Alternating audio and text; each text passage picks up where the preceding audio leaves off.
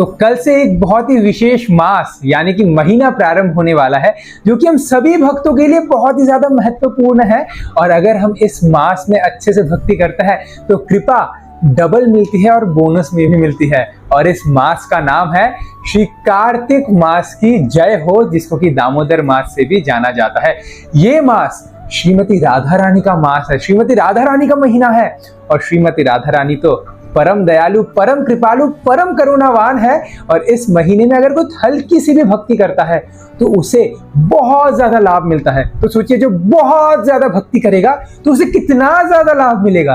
कहता है जिस प्रकार से सारे नदियों में गंगा श्रेष्ठ है, सारे भगवान में भगवान श्री कृष्ण श्रेष्ठ है, सारे भक्तों में भगवान श्री शिव जी श्रेष्ठ है, सारे मंत्रों में गायत्री मंत्र और हरे कृष्ण महामंत्र श्रेष्ठ है, उसी प्रकार से सारे महीनों में श्री कार्तिक मास श्रेष्ठ है। कुछ चीजें हैं जो कि हमें इस महीने में अवश्य करनी है, और ये सारे भक्तों के लिए और जो भक्त नहीं है उनके लिए भी बहुत ज्यादा महत्वपूर्ण है। अगर हमें बहुत ज्यादा कृपा चाहिए तो आपको इस महीने में भगवान श्री दामोदर को दीप दान करना है, दीप दिखाना है।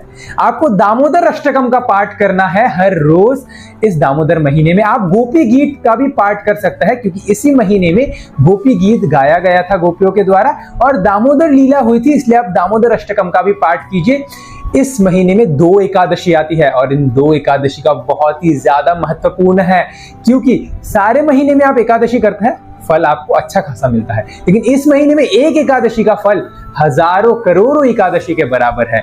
और भी आप बहुत सारी चीजें कर सकते हैं, भक्तिमय चीजें, और कार्तिक महीने को सर्वश्रेष्ठ बना सकते हैं। आप भीष्म स्तुति भी पढ़ सकते हैं, क्योंकि इस महीने के जो आखिरी 5 दिन है वो भीष्म पंचक है, यानी कि भीष्म देव तब अपना शरीर त्यागते हैं। तो ऐसे करके बहुत सारी भक्तिमय चीजें हैं जो आपको करना ही करना है, लेकिन दीपदान, दामोदर अष्टकम, एकादशी अवश्य पालन करें। कार्तिक मास की जय हो। हरे कृष्ण।